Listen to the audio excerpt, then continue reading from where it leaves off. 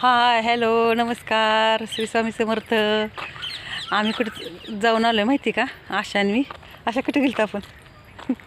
लाडकी बहीण काढायला. लाडकी बहीण काढायला नाही, लाडकी बहिणीचा फॉर्म भरायला. पण आशाबरोबर मी गेलती. पण काय झालं माहिती का? आशाचं काय झालं, रेशन कार्डाचं पहिला पान नव्हता आणि तुमचं झालं असं सांगा.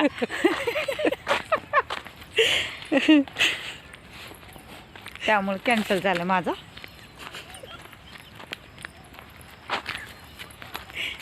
तुम्ही तर काय ना काय आता जायचं माळशिरसला,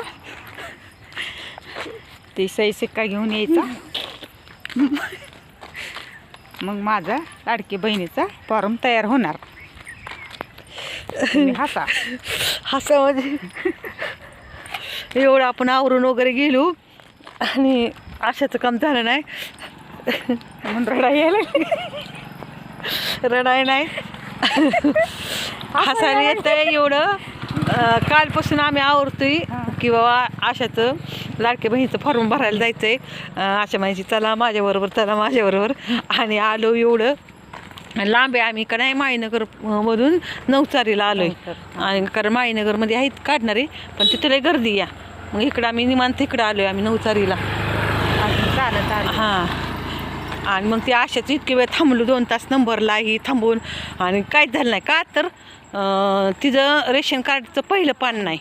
आणि तिला पण माहीत नव्हतं की आपल्याला त्याच्यावर शिधा मिळते म्हणल्यावर ती कशाला काय लागते तिला वाटलं. त्याच्यामुळं तिचं ती आता ती पहिल्या पानावर नंबर असतो ना, 6 अंकी का 8 अंकी काहीतरी, ते नंबरच नाही.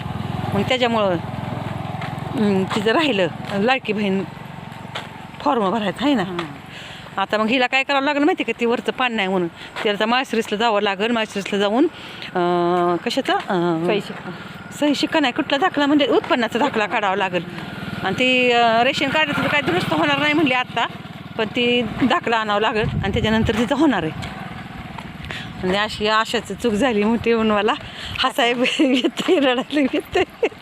आशा लई हिरमुटली कारण तिचं काम सोडून होती आली एवढी.